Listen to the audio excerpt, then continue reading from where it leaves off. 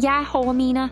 Before I get into directly talking about this stinky Famicom game, on the Rubbish Heap, I try to produce a picture of the story behind some games because in isolation, they don't often make much sense to a non-Japanese audience. Questions like who the hell are these characters and what's going on, who's the publisher and their history. Yes, I could give you a list of dry mechanics when reviewing games, but I like to illuminate the world of Japanese gaming to give context more than anything. Before Nintendo's Famicom launched in July 1983, what was the Japanese gaming landscape like? The Atari VCS was launched as the 2800 in October of '83, and the NSX standard was just formalised in the same month as well. Before the Famicom, there were Game & Watches from Nintendo, home computers like the NEC PC 6000 series and the Sword M5, as well as older Pong consoles that directly plugged into the TV, and one such maker of those was Epoch. Perhaps Epoch's most famous property these days are the Sylvanian family's characters, but in 1981, Epoch pioneered in the Japanese marketplace at least a direct antecedent to the Famicom, the cassette vision. When Nintendo's Famicom came out 2 years later, Epoch was left in the dust, and even though they valiantly tried with the Super Cassette Vision, they retreated from video game hardware. Late in the Super Cassette Vision's life, though, they secured the rights to one of Japan's most beloved characters, Doraemon, from manga partnership Fujiko Fujio. Doraemon is probably Japan's most beloved character, having a mindshare that is hard to equivocate to someone outside of Japan. Outside of Doraemon, on the Famicom library you'll find a handful of Fujiko Fujio partnership properties. Doraemon, of course, but also Ninja Hattori-gun, Enjo Kyutaro, Perman, and this episode's review, Kiteretsu Daihyakka. Kiteretsu Daihyakka is the story of a clever boy, Eiichi Kite, or Kiteretsu as he's called.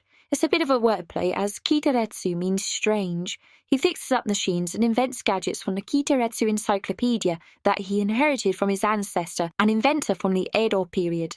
From the encyclopedia, he creates the lazy robot assistant called kuso-ge, who looks awfully like Doraemon. In this game, you'll encounter Kiteretsu's friends, Mio-chan, Butagorilla, and Tongari as well. In short, Kiteretsu Daihyakka shares more than a fair bit of Doraemon's DNA. Enter Epoch's stage left. Having given up on game hardware, Epoch entered the Famicom software market and released Kiteretsu Daihyakka for the platform in 1990. If a game was released by Epoch, it usually came with a healthy dose of jank, and that is definitely the case for this game. There's just something about their games, although they did have occasional moments of producing 1 or 2 good games as a publisher in their time. The story of this game is that you, Kiteretsu, have invented a mirror that allows you to play in a dream world, but oh no, it all goes wrong, and your friends are trapped in this dream world, and you have to set off to save them. As you make it through the various stages, you'll encounter them and free them, and you'll be accompanied by your robot kuso-ge for most of the game. Some commentators in Japanese have noted that the game doesn't have a lot of overlap with the actual Kiteretsu Daihyakka manga and subsequent anime, and that the original game makes relatively poor use of the property. And even though I'm not that familiar with the original manga, I can agree with that, with 2 of the characters, Butagorilla and Tongari, being relegated to the very latter parts of the game as an afterthought. In-game, you'll only have control of Kiteretsu, and he controls relatively well compared to some games of this genre that you'll encounter. But, and it's a big but, as you free your friends, you will be accompanied by them, and they are complete and utter morons that you have almost no control over. They will rush into trouble, jump down pits, and skid off platforms for no good reason other than to mess with your progress. You can correct for this by hitting the select button, which will snap your allies right back to where you are stood. So if you're platforming and they leap into the abyss, hit select and they will magically snap back to safety. Yeah, okay.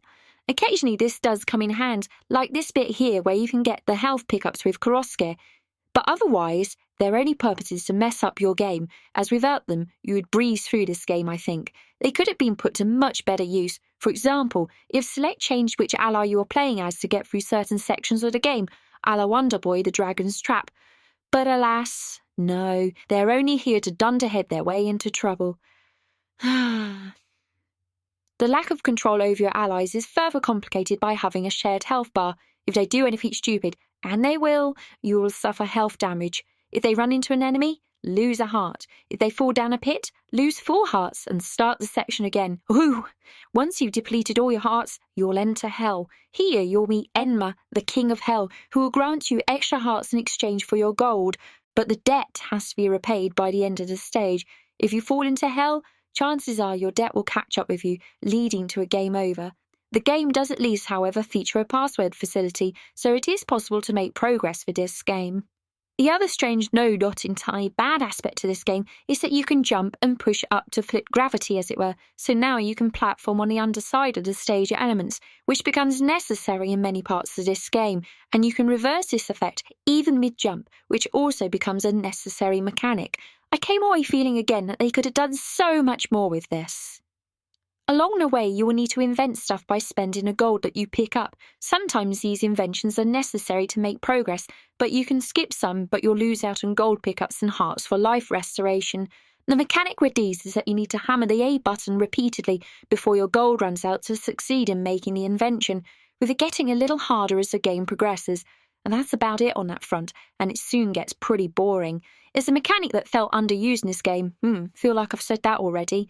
In fact, one Japanese source pointed out that in the game, you can devise an earthquake device to collect some trapped coins. Sounds like a good idea, but unless you're Takahashi Meijin, it actually costs more to invent the device than what you can collect from it.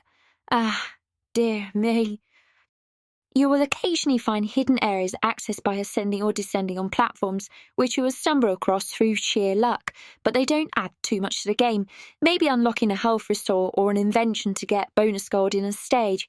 Perhaps more egregious are the number of blind drops in this game or the annoying spikes on ratchet scroll sections, but these can be cleared with judicious use of holding down B to speed up your movements slightly.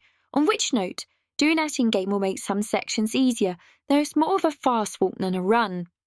At various points you'll meet a boss, but they're all taken down in the same fashion, and all have the same difficulty curve. The only exception is at the end, where you're granted a sword by Kiteretsu's ancestor Saki to take down a last boss, which is a total cakewalk and in turn a depressing though not entirely unexpected end to this game. Orally, this is the equivalent of a Casio tone keyboard falling down a flight of stairs and then being trampled on by a clumsy elephant, frequently irritating, banal, and very forgettable indeed. What we have here is at best very mediocre stage design, though not entirely unenjoyable if I'm honest, underutilised mechanics, and some really poor gameplay choices mixed up with a healthy dose of weird that just makes this a game that's a bit too higgledy-piggledy. It is bearable, and it's slightly engaging, but otherwise you could be spending your time playing something so much better, and if your time poor, why waste it with this? In Japan, this is a game that from some evokes strong feelings that the property was wasted in this game. It is often given a moniker of kuso-ge, or shit game, and I don't really disagree. I guess my only niggle with it is that I did find some minor entertainment in it, but I'm fairly sure that much of that was just Famicom charm rubbing off on me. It just goes to show that even in Japan, franchise games often suffered the same fate as similarly Western-developed games. When it comes to rating this game, you could play the previously reviewed Pizza Pop on the Famicom, which I rated as fair overall, another relatively short and easy game that wasn't ruined by stupid mechanics. Kiteretsu Daihyakka is a 25-minute game at best if it wasn't for the presence of your moronic allies, and I rate it as poor or 1 star overall. Oh, and did I mention that Epoch secretly advertised to kids, because that's primarily who would be playing this game, their recently released baseball game, Famicom Yakuban. That's a pretty snide thing to do, but I wonder if any kids got far enough in the game to actually then badger their parents to buy Epoch's similarly stinky baseball game. Man, this game.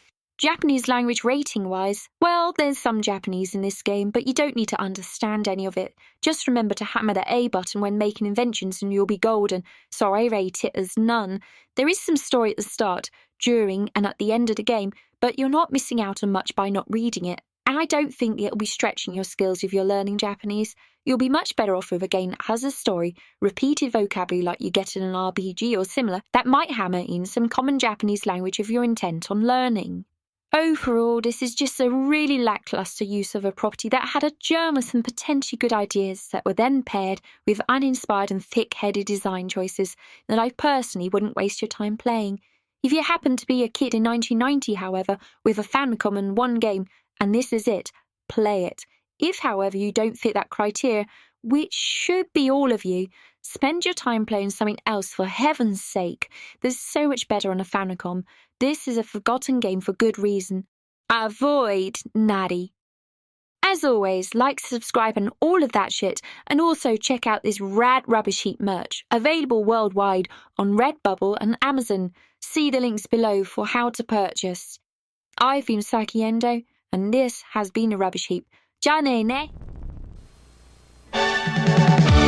ご先祖様の不思議な大発明でいっぱいのキテレツ大百科。僕とコロスケが大活躍する藤子不二雄のキテレツ大百科。毎週日曜夜7時、ワクワク放送中。